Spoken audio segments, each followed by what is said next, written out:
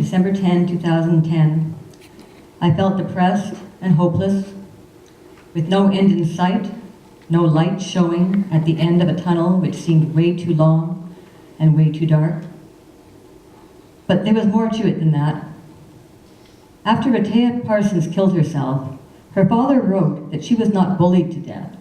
She was disappointed to death. Disappointed in those who should have been there for her. Her school, the police, her friends. That is something I relate well to. It was not my ex-husband or his lawyers who destroyed my sanity, driving me to attempted suicide. I expected evil from them. I could handle being handed evil by them. What I could not handle was not being helped by family, friends, or doctors, and being actively and persistently hurt by the institutions and the people in them which society has put in place to allegedly help people.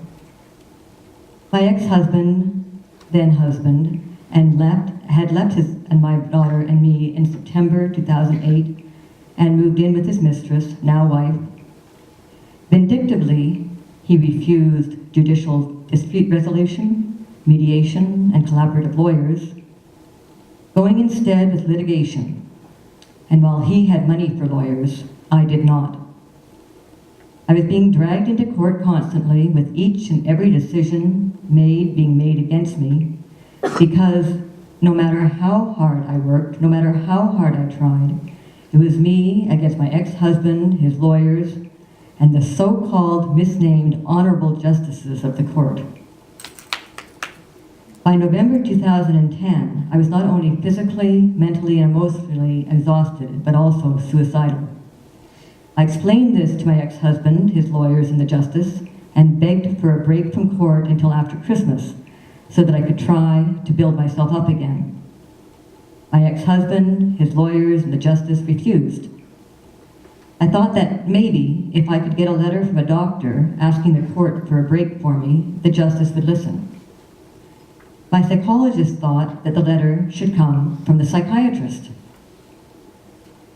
But the psychiatrist thought that the letter should come from my family doctor, because after all, the psychiatrist did not actually ever see me, and had no time to see me then, because after all, she already had enough to do before leaving on her out-of-the-country vacation. Meanwhile, my family doctor insisted that the letter should come from the psychiatrist, not from him, even though the psychiatrist had already refused for the above-mentioned reasons. So the bottom line was that neither my psychologist, my psychiatrist, nor my family doctor was willing to provide me with a letter for the court, even though they all knew that I was physically, mentally, and emotionally exhausted and suicidal. About a week before my attempted suicide, I had attended a ladies' night sleepover at my Canmore friend's house with a few other female friends. I told them that I was suicidal and told them that I even had a plan in place, but they just got uncomfortable and did not want to discuss it. Changing the subject as quickly as they could, they went out to the hot tub. I did not join them. The poor, those who cannot afford lawyers, have no chance in court. I once heard a man in provincial court tell a judge that he was there for justice. The judge told the man that if he was there for justice, he was in the wrong place. The judge told the man to go downstairs to the ground floor and look around the Calgary Court Centre, both inside and out, and notice that the word justice was not to be found. The judge then proceeded to prove this point by providing not only no justice for that man, but also, later on, no justice for me either. So you might ask, okay, how is it that I am standing here now, almost 6 years after my attempted suicide, despite what not only has been done to me in the past, but also is still being done to me now in the present? Firstly, for me, there has been and is God. This earthly existence is too often terribly tough. When I was at my lowest, I could turn towards God or turn away from Him. I chose to turn towards God, and that is what saved me back then, and is what continues to save me now. But yes, there is more to it than that too. A little boy who was scared of the dark was comforted by his parents, reminding him that he was never alone, that God was always with him.